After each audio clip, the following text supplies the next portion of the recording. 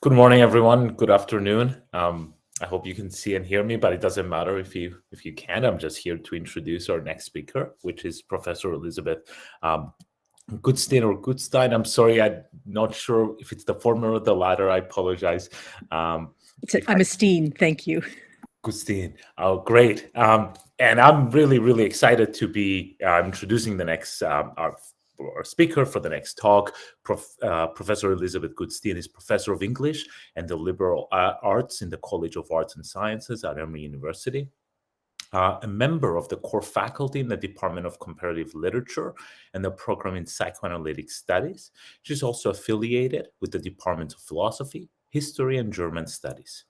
Professor Goodstein's research focuses on the ways modernity and modern subjectivity have been represented, understood, and experienced in European literature and culture since the Industrial Revolution. Working at the intersections between literary studies, critical theory, and intellectual history, she draws on both classical and modern rhetorical traditions, synthesizing textual analysis, historical interpretation, and philosophical reflection in interdisciplinary explorations of the relations among history, identity, language, and experience. Professor Goodstein teaches cultural and critical theory at both graduate and undergraduate levels and welcomes students from all majors and schools who are interested in pursuing cross and transdisciplinary inquiry. Professor Goodstein is one of the founding co-directors of Emory University's Europe and Beyond project. And as we all know, she is the author of a phenomenal book on boredom, experience without qualities. Please join me in welcoming Professor Goodstein. Thank you for being here. Thank you very much. Thank you for the fulsome introduction, and thank you all the organizers for everything, for the introduction. So I am also one of these people who hasn't been on Google Meets. Can I share a PowerPoint? Which I have to say, I've seen such beautiful presentations over these days. It's not going to be up to that, but I did bring you a few pictures. So I'm, as you know, kind of a text person. So I have a lot to say. I have too much to say. And I've also tried to adapt the paper a bit to the situation that so many questions came up about previous work and how things fit together. So I hope it's not going to be too long. Now I don't have a watch here. Well, Andreas, give me a ping or something if I'm getting too close, but I'm going to have to, I'll move the thing out of the way again so I can see what time it is at some point. Okay, so my title is here, and I'd like to talk to you. I don't think we're going to get to spectacular too much in the talk, but we could certainly talk about that afterwards. But what I want to talk to you about today is boredom and technology in politics and history. As you know, I've been thinking about all this for a really long time, and it's a special pleasure to be at this conference, which so vividly attests to the growth of boredom studies in the nearly 20 years since Experience Without Qualities was published. I thank the organizers for all they've done to bring this research committee together, even as we're physically dispersed, and for the opportunity to share some of my thoughts about boredom in politics. Such genuinely interdisciplinary conferences are truly rare. At this juncture, in so many ways, an exciting moment for boredom studies, I hope my remarks will generate some exciting cross-disciplinary dialogue about our common concerns, and I look forward to the conversation. I was going to say a lot more about this, but I cut a bunch, so at any rate. Today I'll present the contours of my current project, which is called Nothing to Do, Boredom in the Technological Imaginary, and concerns the question of the political significance of boredom in the contemporary world. But since this builds on my previous work, and also on the question about how I understand the history of boredom has come up a couple times, I've put in sort of addressing that as well, also for those of you who don't know my book. Okay, so big picture. My point of view is this central paradox of modern life. We live in a world in upheaval amidst a constant flow of news and information, connections, communications. Change seems to be the only constant. There's in every sense no shortage of things to do. Yet in our busy lives, whether at work or in leisure, that experience of empty, meaningless time we call boredom is ubiquitous. To be sure, we tend to think of it as an individual subjective phenomenon, but thanks to its integration into circuits of desire and consumption, notably via the ever-evolving attractions and practices of technological mass mediation, our boredom plays quite a direct, even decisive role in contemporary economic life. For the distractions, diversions, and pleasures on offer are but temporary measures. As we all know all too well, attempts to overcome boredom by filling up the emptiness with more activity tend to foster and even deepen rather than alleviate the problem. I'll have more to say about that experience of temporality and boredom's self-intensifying dynamic in due course. But in a nutshell, my contention is that this boredom of ours needs to be understood in relations to the ways the technological transformations that have taken place since the Industrial Revolution have reshaped human experience. That is to say, in relation to the socio-political significance and psychological and cultural consequences of these changes. Okay, oh, that's too far ahead, sorry. This project took shape during the pandemic, which I think we can all agree has been a noteworthy time for boredom studies. During the pandemic, isolation, disoccupation, and the elimination of so many of the usual modes of enjoying, entertaining, and distracting oneself drew new attention to boredom at a time when interest in the topic was already established and growing among researchers in a number of fields. As the weeks stretched into months, remote work and school accelerated technological transformation, created new modes of social interaction, and catalyzed reflection on work-life balance and the value of leisure time. All these developments have brought the problem of boredom into sharper public focus. The prevalence of boredom, and more broadly of issues with attention and engagement, have been foregrounded as connections between technology use and mental health problems became a regular and thematic concern in the broader public discourse on longer-term impacts of the pandemic, especially for the young people whose education and socialization were interrupted, disturbed by the public health emergency. Just last week, Times, drawing on the latest psychological research and spotlighting our own keynote speaker, Aaron Westgate, advised parents, let kids get bored. It's good for them. So for those of us with a professional interest in boredom, it's been gratifying to see more serious attention to the problem in the public sphere. But just as importantly, the past years have also provided new opportunities for study and reflection as we negotiated the ups and downs of lockdown and social isolation ourselves. Our professional lives were once again transformed by technology, both for the better and for the worse. To be sure, in the early weeks and months, the demands of going remote left little room for boredom. The transformation of our work as teachers and students and members of university communities, as our activities were moved online and to Zoom and other conferencing platforms, was simply too overwhelming, all the more so for those of us who were simultaneously managing remote education for children running households. But as we know, with repetition, even very stressful activities become routine, and with the usual distractions and entertainments unavailable, the problem of empty time was never far away. In higher education, as in other economic sectors, those grueling weeks and months led to serious reflection on personal and professional priorities for many, perhaps even most of us. When our overscheduled days were precipitously transferred into the virtual realm, boundaries between home and work and social life blurred, focusing attention on the importance of free time, even as it became more difficult to escape the 24-hour workday. As we adjusted to working remotely and then gradually returned to our offices and labs, many of us found ourselves realigning and reimagining our priorities and asking challenging questions about work-life balance and about the place of work in our lives. In the world beyond the university, labor markets began to evolve in response to these developments. 4 years in, the effects of the massive demographic shifts enabled by remote work continue to reshape the economic landscape, with many industries struggling to find workers and to get people to come into the office even half-time. Maybe this isn't true everywhere, but certainly true in the United States. For those of us in the privileged classes, as we all know, we're experiencing it today, just how much can be managed remotely and how much time can be thereby freed up for other things. In a rapidly evolving technological landscape,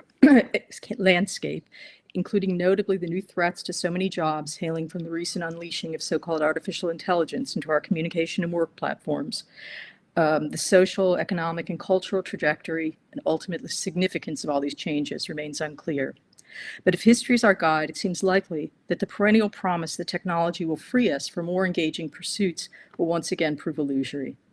It is then in this broader context that the proliferation of boredom in the contemporary world needs to be approached as a political problem, both in the realms of work and of leisure. So I had a bunch more to say about disciplinarity here, but I'm going to skip that. And I want to say, I mean, these remarks about work and so on are also meant well, to balance out, let's say, the darker side of what I have to say, here's one of the sentences and part of what I cut. As we all know, our practices and institutions have brought us to the brink of disaster. If we're to overcome the helplessness and hopelessness of nothing to do, because that is what I mean with this nothing to do, that is of the paralyzing boredom that has us literally playing with our phones and gadgets while the world burns, we need to find our way to new ways of thinking and engaging with one another. So, I mean, I hope that the changes in work and that hopefully the truly interdisciplinary future of boredom studies are a helpful sign. So at this point, I'm going to shift a little bit and try and give a little bit of background about kind of my larger ways of thinking about these questions, tell you a little bit about the book, in case for those of you who don't know it, and then circle back and tell you more concretely a little bit about the project, and then hopefully we'll have lots of time to talk. Okay.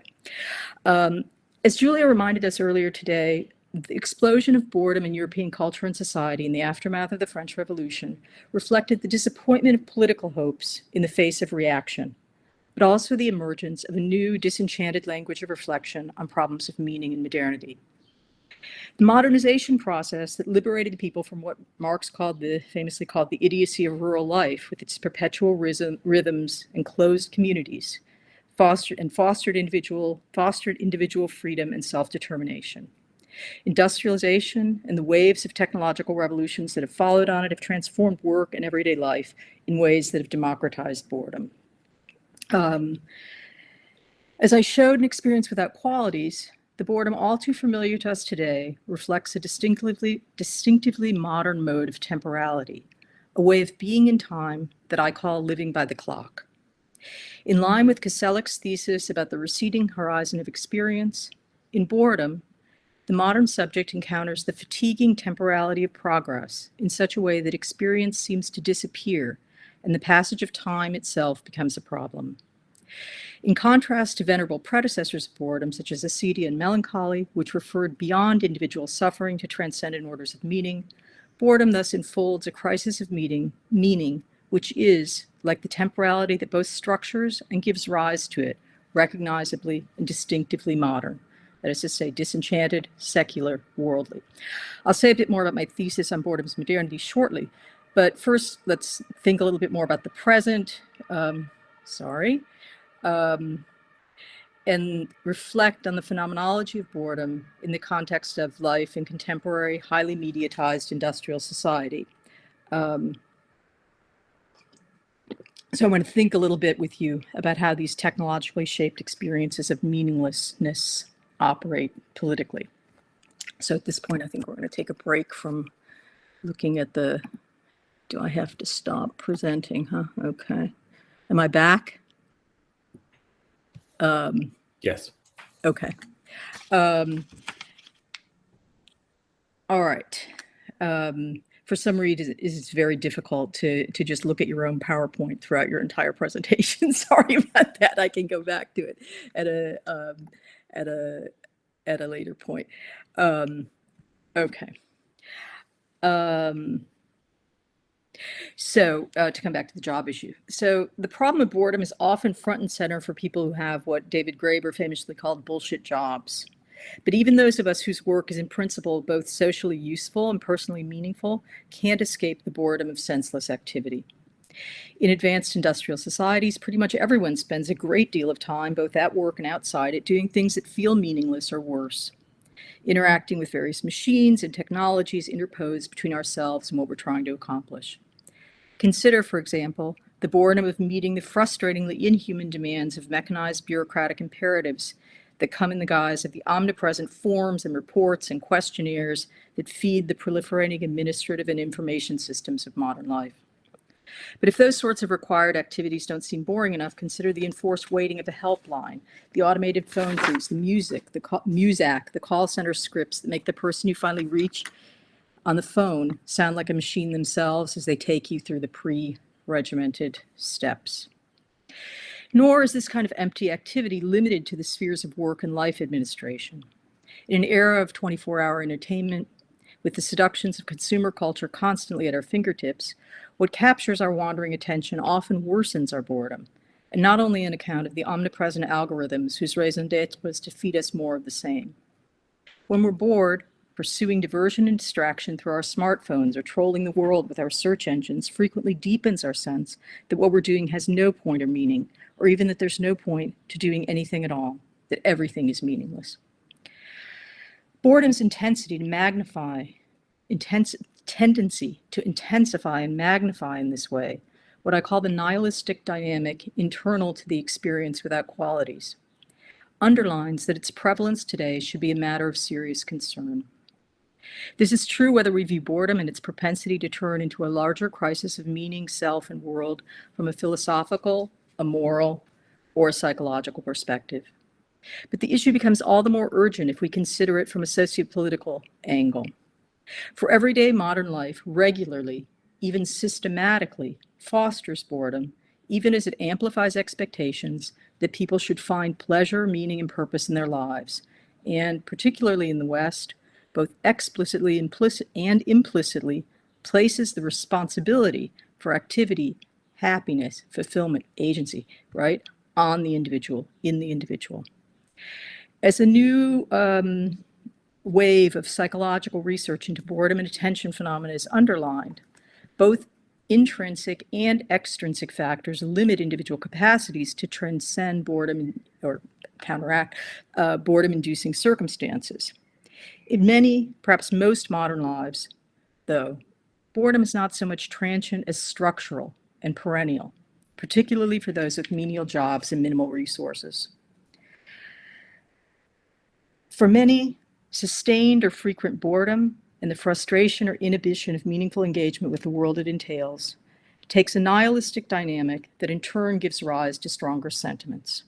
Boredom deepens, leads to anxiety and hopelessness and helplessness, but also to anger, hostility, even violence in the face of perceived futility and meaninglessness. As Nietzsche observed long ago, people are not well suited to endure that absence, and would generally rather will nothing than will nothing at all. This suggests a future, perhaps even darker perspective on our hyper-mediatized and connected age. People turn to the internet, and particularly to social media, seeking pleasure and meaning, or more precisely to alleviate and distract themselves from the enforced boredom of their lives. The performative nihilism of our phone trees and bureaucratic encounters that fill so many hours, both at work and leisure, seemingly more every passing week.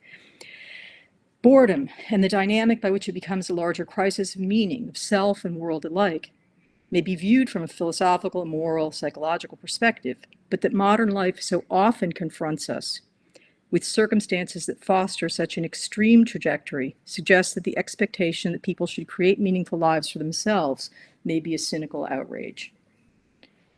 For although we tend to think about boredom in individualistic terms, as the pandemic underlined, extreme disaffection, disengagement, and experienced loss of meaning is taking place on a mass scale.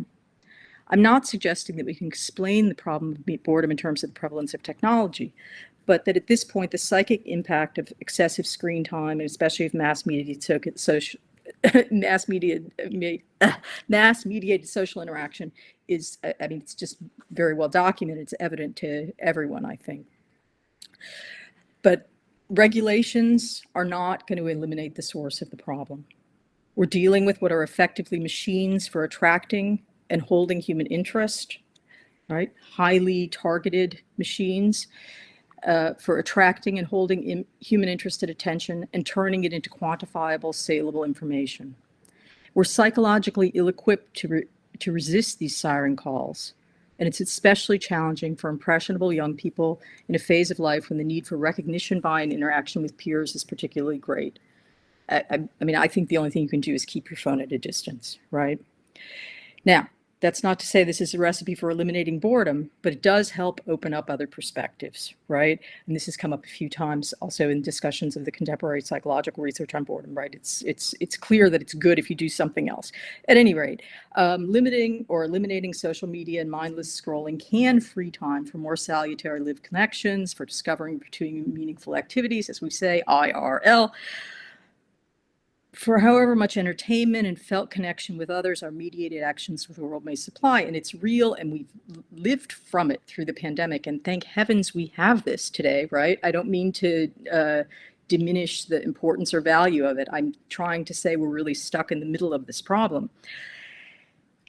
We shouldn't forget that our devices and our search engines ultimately serve to maximize our consumption and data appropriation and serve data appropriation for the profit of others, in which we, as Susanna Zuboff so beautifully shows, are treated as raw material, right? So, but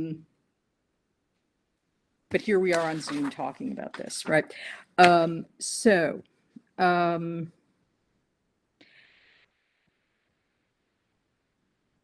Let me just read this sort of summative statement. So, in Experience Without Qualities, I demonstrated that in the course of the 19th century, so it's the prehistory of this problematic, as European society industrialized and modernized, inherited social, religious, and ethical frameworks lost their hold on urbanizing populations.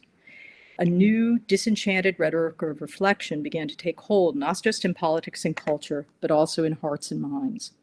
As people came to think of themselves as modern liberal subjects, as individuals, in the sense that we've been talking about it today, in the sense that dominates the paradigm of contemporary psychology, they also came to understand their experiences of suffering malaise more in medical and scientific than, as in the past, in spiritual or religious or philosophical terms. So it's not that these older senses disappeared, it's not that those dimensions of experience disappeared, but the way the argument is that in the course of the 19th century, there's what I call a medicalization of malaise, that boredom is a transitional language on the way to a disenchanted, materialist kind of rhetoric of talking about subjective experience, right? Depression is something that you take a pill for. Melancholy, quite a different story. That's the sort of touchstone endpoints, let's say.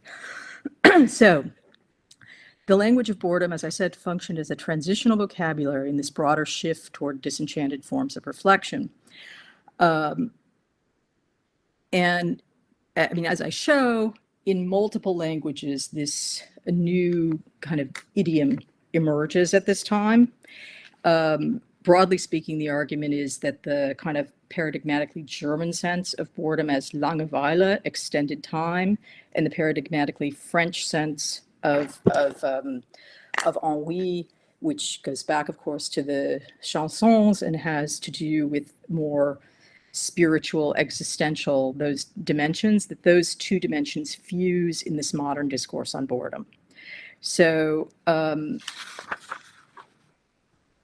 that it's that language that then in this disenchanted form sort of takes over, and that brings us then to this point where whatever, everyone's bored, there's this democratized sense of boredom. So at this point, you have a little bit of a picture of what the project is and sort of where I'm headed with this. I'd like to just address this sort of misunderstanding question about this modernity of boredom question. We can talk about it more as well, obviously, afterwards. But when I say that boredom is a modern experience, and indeed, in some senses, an experience of modernity, as I suggested with this temporality, I don't mean that it's in every way novel. As we all know, and as Josefa noted yesterday, there's a very long history of eloquent witnesses to experiences of disengagement or suffering at precisely the sort of failure of meaning or connection with the world that we call boredom. The language of boredom is relatively new, 19th century, but it resembles and resonates and connects with and continues in very many ways these older idioms. So I'd like to stop and just read you a passage and say a little bit more about this historical context so that my actual claim is clear, that the discourse that emerged is an index of this new way of reflecting on human being altogether.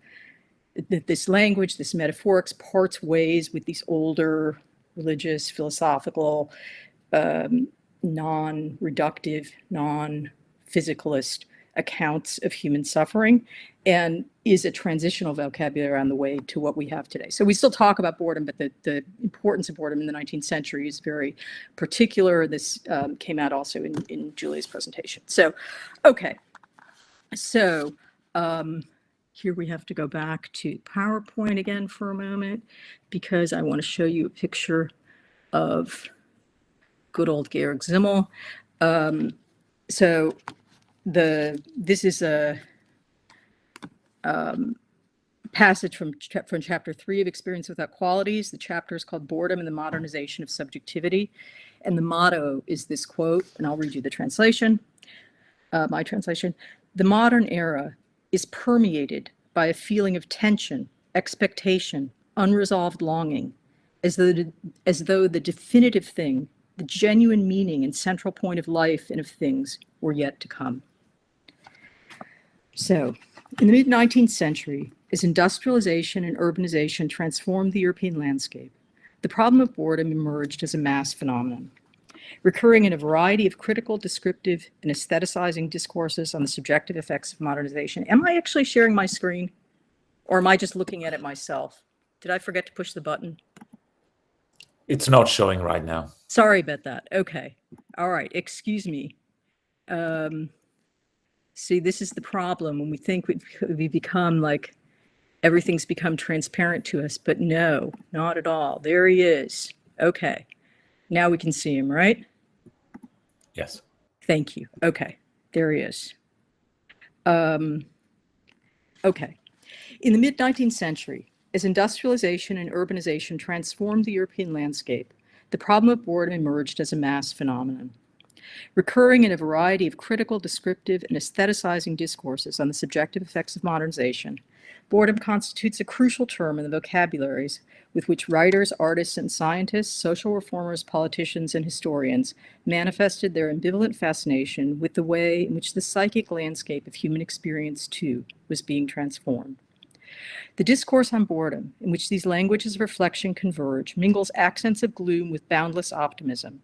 Boredom appears, on the one hand, as a spurt of freedom, innovation, renewal. Depending on the context, it may be identified with inchoate, melancholic attachment to the past or splenetic rejection of an unsatisfactory present. Viewed positively as a source of that restless and productive discontent which fuels the motor of progress, or used analytically as an explanation of the frenetic embrace of new sources of diversion which characterize the period. The discourse thus epitomizes the modern rhetoric of reflection on subjective experience as it took shape in this period, a rhetoric wrought with ambivalence toward the effects of modernization, in which the celebration of human triumphs in the form of scientific and technological advances was paired with growing malaise in the face of the rationalization of the world wrought by those changes.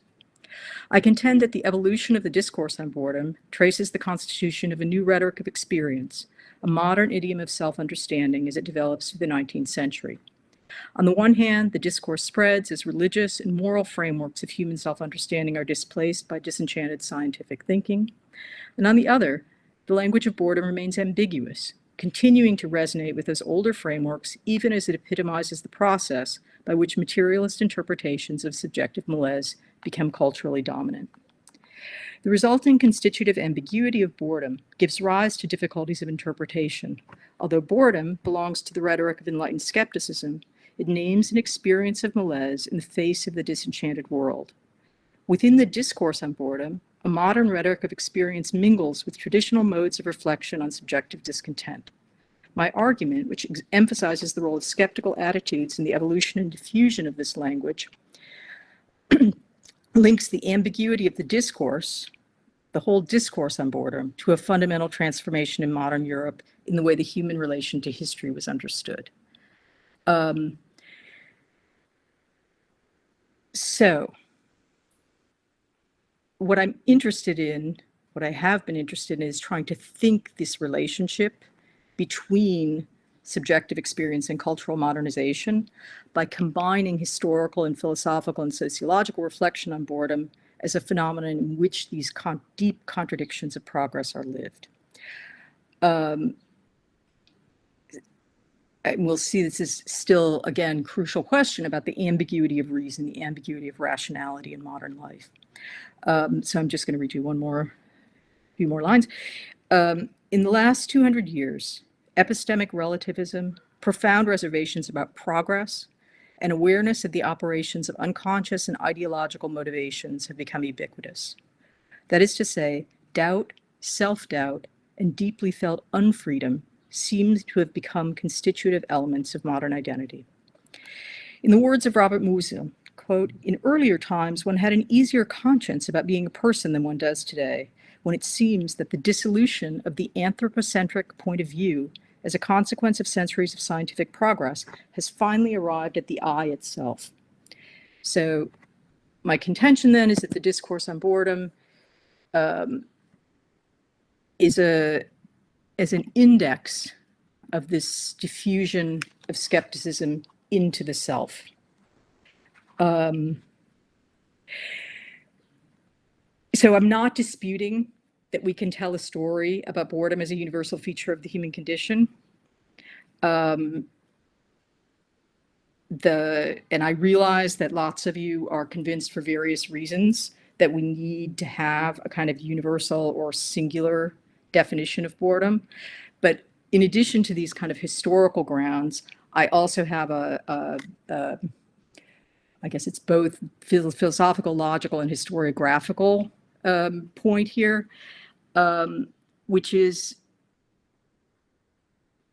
it's not that you can't make a story, right, about boredom as a universal feature of the human condition. As I show you, absolutely can. There's a rich story to be told about that, and we can talk about our boredom today, same as all of these other experiences by whatever name. The question is whether this is the right way to go, right? My point is that the notion that boredom is a universal feature of the human condition is itself a matter of interpretation. Tedium vitae is not a CD, is not melancholy. I mean, the words do matter. If you even take today, Langeweile isn't really the same as ennui. So the ahistorical universalizing approach to definitions, the logic of abstraction that equates all of these and even more culturally distant experiences has a very long history. It goes back at least to Plato. And inquiries oriented by these kinds of definition strategies and assumptions about unchanging human being, as we know, form the foundation of modern natural scientific approaches. But for our purposes, I think it has these weaknesses. And one symptom of that is the ongoing difficulty of finding a clear, universally agreeable definition, whether or not it's operationalizable, that can account for the internal multiplicity of what we find in boredom, right? This what drives us into making these different kinds and so on. So we can talk more about the philosophical, methodological issues later on, but in positive terms, the point is that pursuing such a universal, timeless, generalized understanding of boredom is not necessarily the best way for boredom studies to proceed. The distinctions and nuances embedded in the wide variety of idioms and perspectives that might be abstracted away in such a categorization, they do matter. When we efface the differences that inhere in linguistically, culturally, historically distinct languages and accounts, our understanding of human experience is flattened. So as we know from the history of emotions, as well as the history of ideas, and for that matter from sociology, anthropology, literature, art, there's ample evidence that human experience varies and changes across time and space. The sameness of so-called universal aspects of human existence exists at a level of abstraction, even if it's one so familiar and ubiquitous, so embedded in our modes of communication and self-understanding that we barely recognize it as such. So without discounting the virtues of unifying concept or universalizing approaches per se, my contention is it doesn't ultimately advance the cause of boredom studies to efface these historical, cultural, and linguistic differences among the various older languages of reflection that resonate, resemble with boredom. For we beg the question, establishing a universal concept by fiat. At any rate, I'm gonna skip some because I feel I'm belaboring this, but we can certainly talk more about this, but the argument there is before you at least. Okay, so now let me just go ahead because I'm mindful of the time here. I'm gonna go back to my beautiful PowerPoint here, remembering to actually do it this time. And I can show you, I hope, where is it? There we go. Okay, that was experience without qualities. Here are some of these older issues about acedia that I forgot to show you before. We can look at them later. Melancholy. There's good old Baudelaire. All right. This is just a little joke for you. In this, PowerPoint has these things. I was just very amused by this little quotation. So, okay, I'm going to leave this because I want to be able to see you again. Okay, so 2 decades into the 21st, so much for my PowerPoint. I didn't show it to you at the right moment, sorry. 2 decades into the 21st century, humanity appears well on its way to realizing modernity's most dystopian visions of possible futures. With pandemic, climate crisis, war, violence, and hunger shattering lives and displacing millions, the problematic legacies of industrialization and urbanization, of colonial and environmental exploitation are very much with us. At the same time, new disinformation and surveillance technologies are reshaping identity in society, politics and culture, and jeopardizing democratic institutions. A public sphere dominated by commercialized social media has turbocharged sensationalism and discord, fueling the data-driven, monetized, and spectacularized politics that's intensifying polarization and fostering authoritarian tendencies. With trust in government and traditional news sources alike at historic lows, faith in historical progress has given way to widespread cynicism, hopelessness, and fatalism. The urgency of effective collective action has never been greater. Our very future is endangered, and yet distraction and disavowal, apathy and denialism threaten to prevail. Nothing to Do addresses this convergence of historic crisis with widespread boredom and disaffection, globalized skepticism, cynicism, and political dysfunction by approaching contemporary boredom as a transpersonal political phenomenon. As we lived through the first 20th century pandemic and experienced this mass mediation as the harbinger of global economic, environmental, social, political, and cultural change, such universalized disaffection grew all too familiar, as did the nihilistic dynamic that produces fatalism, despair, paralysis, and aggression as ennui, as Baudelaire put it, takes on the proportions of immortality.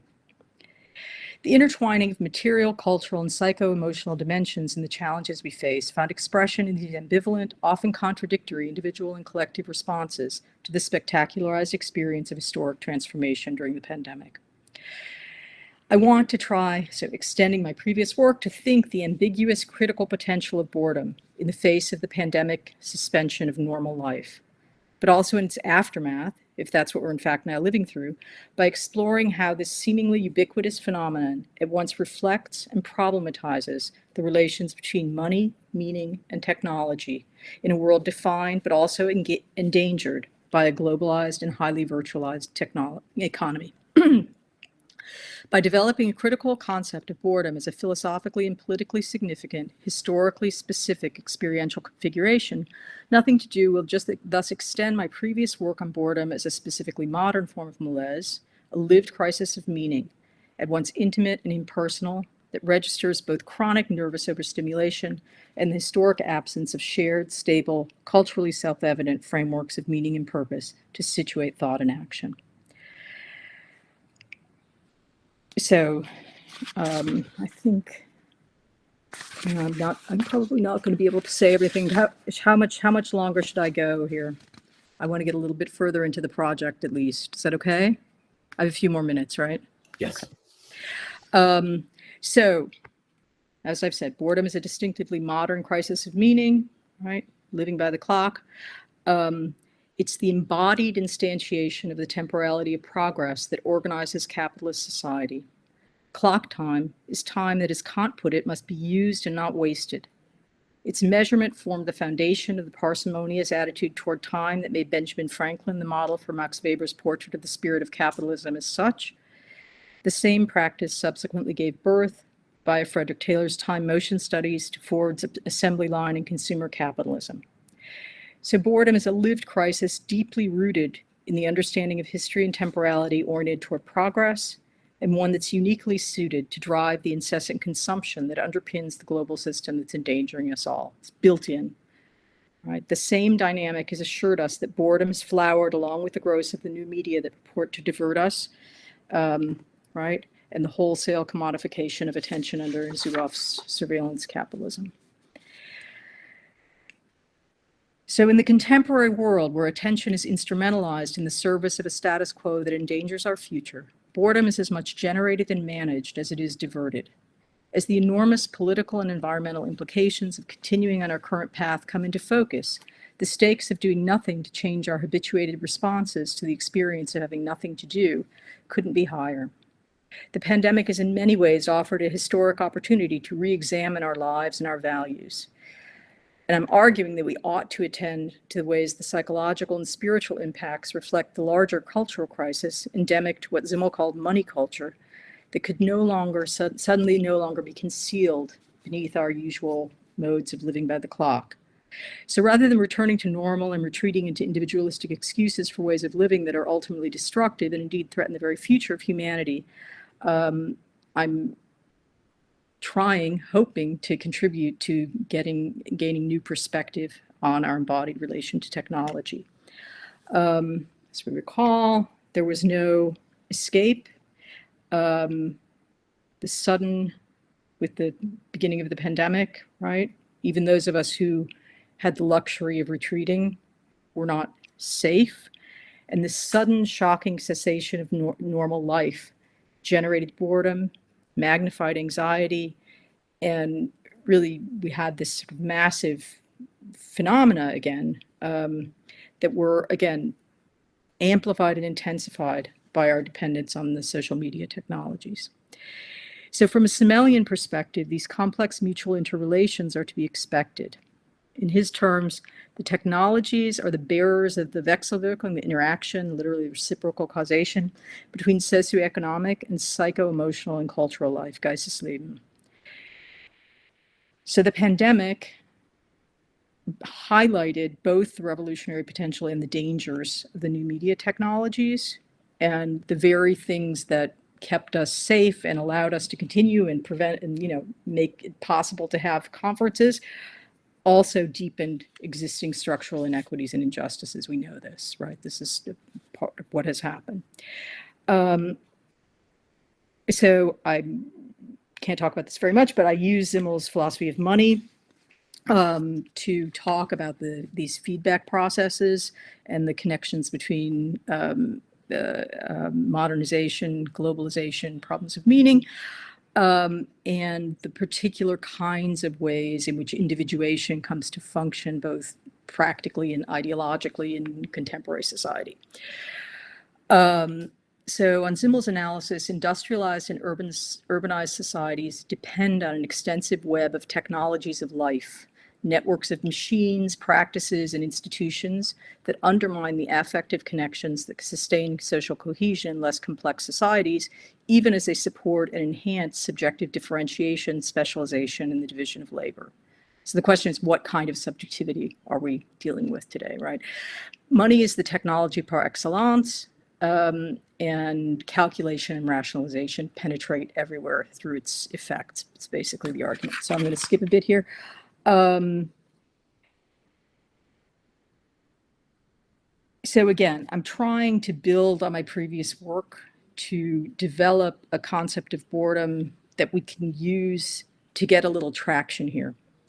And here the connection with older experiences is of course very important, but that convergence of the nervous overstimulation part with the absence of shared stable worlds of meaning that constitutes this specificity of this disenchanted experience, I think is very significant for us. So at any rate,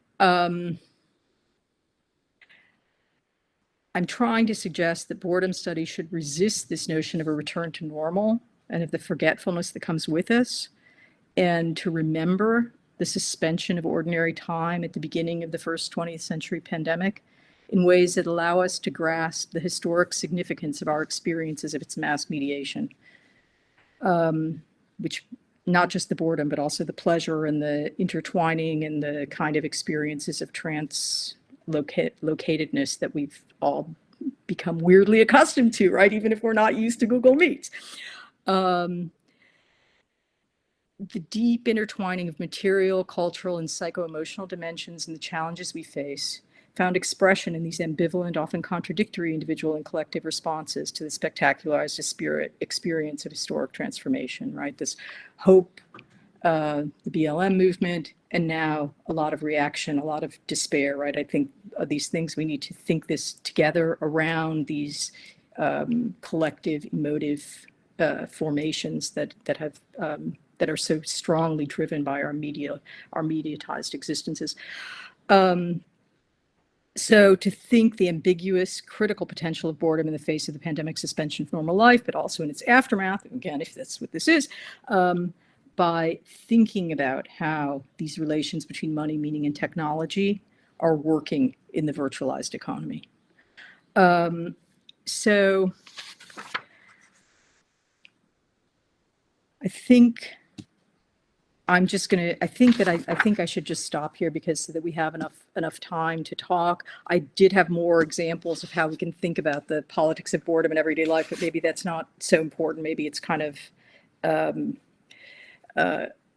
maybe it's enough to just remind you of the phone trees. So I'm sorry to be stopping a little bit in the middle, but I really do value the opportunity to have this conversation. I don't want to cut the conversation short. So thank you all very much for your attention. I hope that was helpful or illuminating in some ways and that you have interesting feedback for me. Thank you very much. Thank you Thank you so much for a great talk. If you have any questions, please raise your virtual arm or type them in the chat box, and I will just be calling names as I see them. Yeah, first, Marius, go ahead, please. Oh yeah, thank you very much for a very interesting lecture.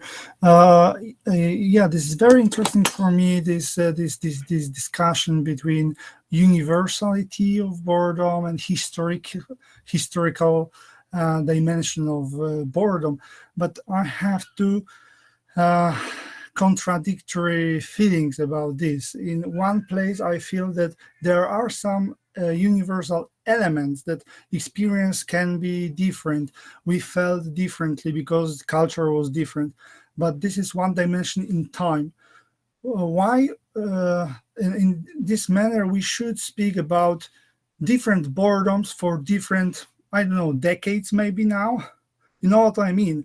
But because this is not only difference between spleen and boredom, but maybe boredom in 19th century and boredom in digital era. You know what I mean? And maybe there are no one word, but different experiences, different concepts even. But we can add also different cultures. Like I'm not sure that Anglo-Saxon boredom is the same that Polish nuda or French ennui or Ghanaian equivalent. You know what I mean? And even within one society, upper class boredom, is it the same thing? The same thing as lower class boredom? You know what I mean? So one thing is that I suppose that we could call all those things boredom to some extent. So there are some universal core, but that there are some differences that go further than only differences between times, historical epochs. Yeah, but right now between cultures, between social classes, and so on. So what do you think? Yeah, because yeah, I mean, I think this is, I mean, those are the problems, right? This is why I say it's really it's a strategic and methodological choice, right? And I just want to put on the table that trying always to think that we can get one universal thing hasn't really, I mean, if you look over the history of the various versions of boredom studies, it doesn't, you have these competing models. And then you have these different questions. I mean, my own view is that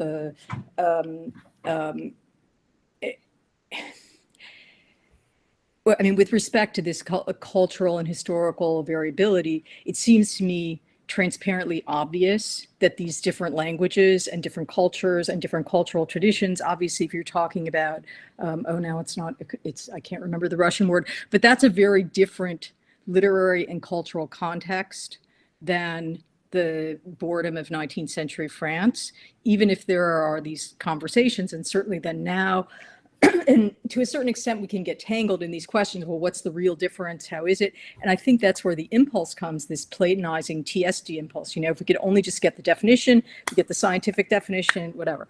My larger point is that the way we talk about subjective malaise, how we think about that, whether we think of that in these disenchanted kinds of ways, which basically the modern languages of boredom all have that kind of rationalized, disenchanted sense, that we think about malaise as an effect in the body and not, say, as a relation to the divine that's not working, as in acedia, right?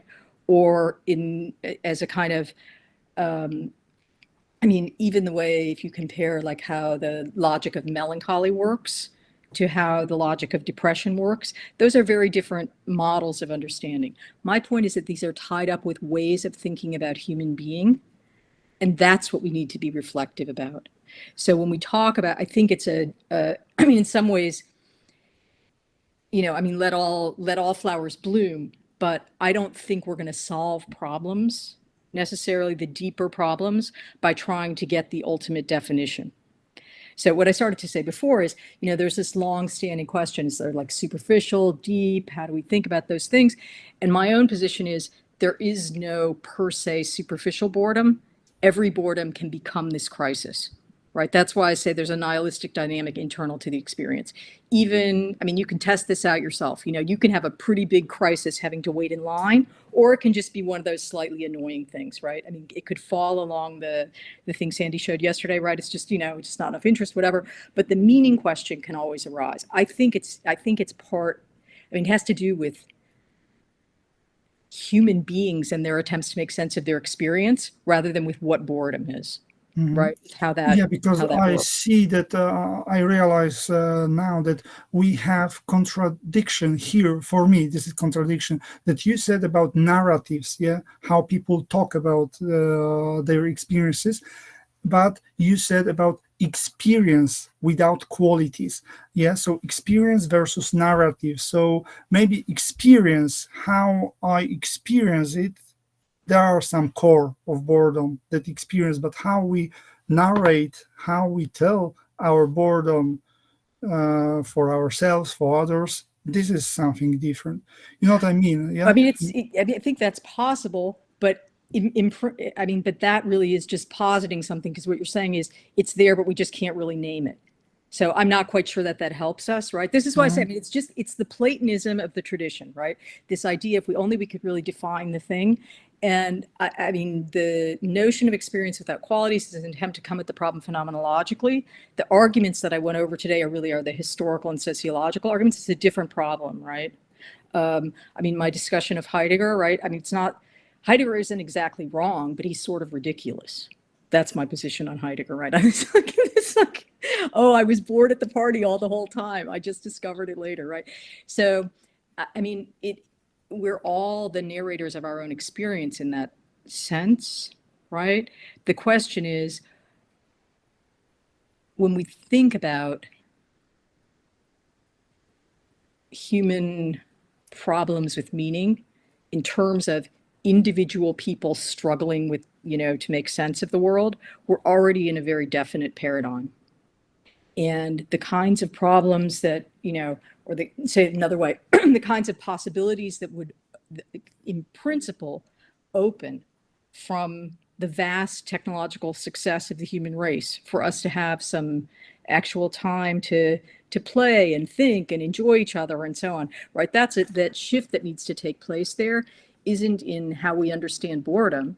It's how we deal with time and how we organize work and economy and so on.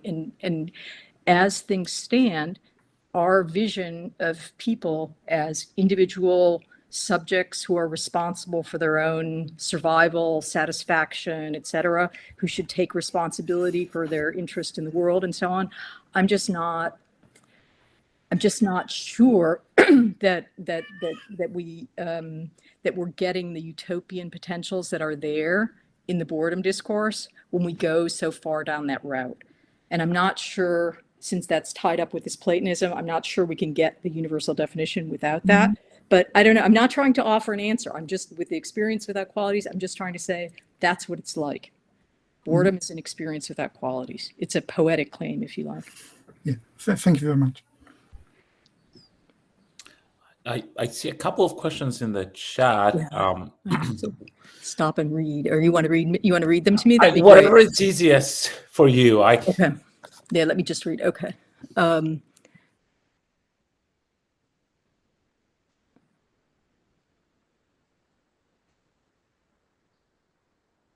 Yeah, this difficulty about getting the students to participate visually, and this challenge of, I mean, this is really actually a very important moment, how you deal with the boredom of others when you're instructing. Emmanuel asked about this a couple times yesterday. I mean, I think it's very, very difficult. In a sense, you have to let people have their boredom so that they can come back to interest. And this, Sandy talked about that too, right? How do we distract ourselves in effective ways to get back? Okay. Right. I think, Tony, I think this is right, that everything, I mean, on the one hand, there's non-event, and on the other hand, everything has to be instrumentally connected with our progress, right? So this is a very interesting idea, whether boredom can be a method, right? Whether maybe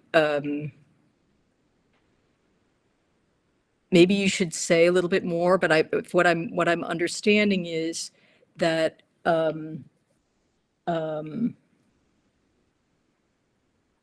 mean, if I understand you correctly, I think I agree, right? That there are these circuits of integration of boredom that keep us, whatever, filling out forms and doing these things and performing, right, a certain kind of dramaturgy of interest and engagement with the things that we're supposed to be doing, et cetera, work and so on.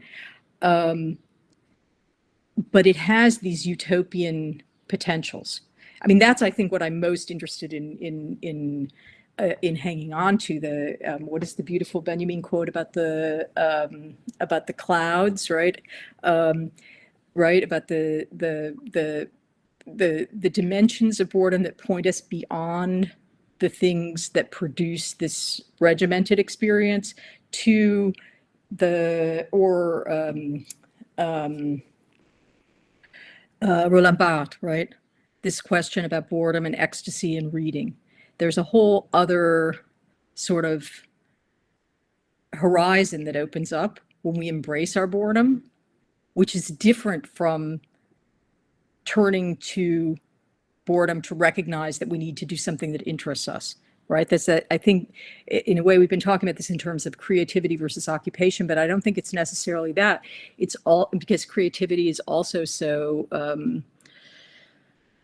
captive in a certain kind of discourse of subjects and geniuses and so on. So I don't know, Tony, was that responsive at all to what you said? Can you say a little more?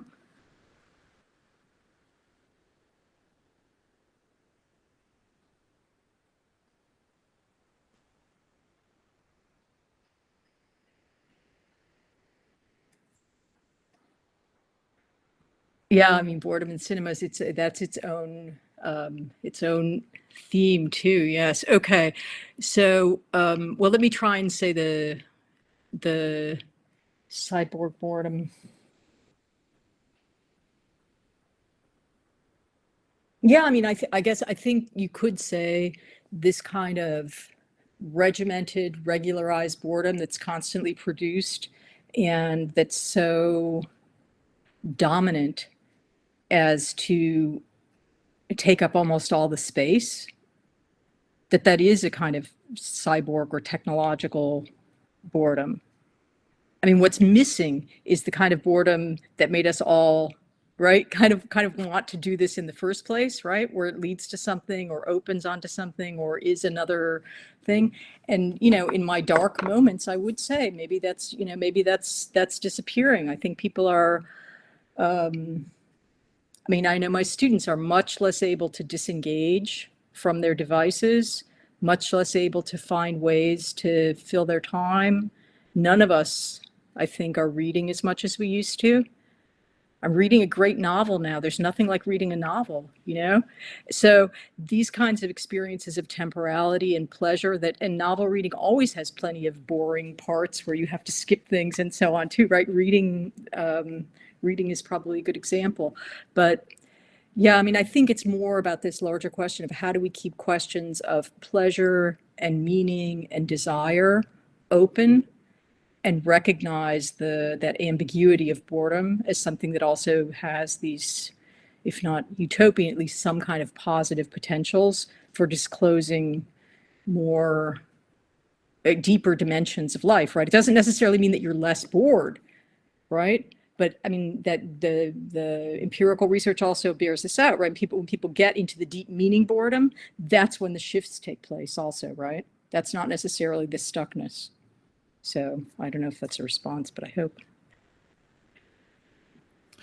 Well, thank you very much. I think we're close to the end of our session, and we'll start again at 10, half past the hour.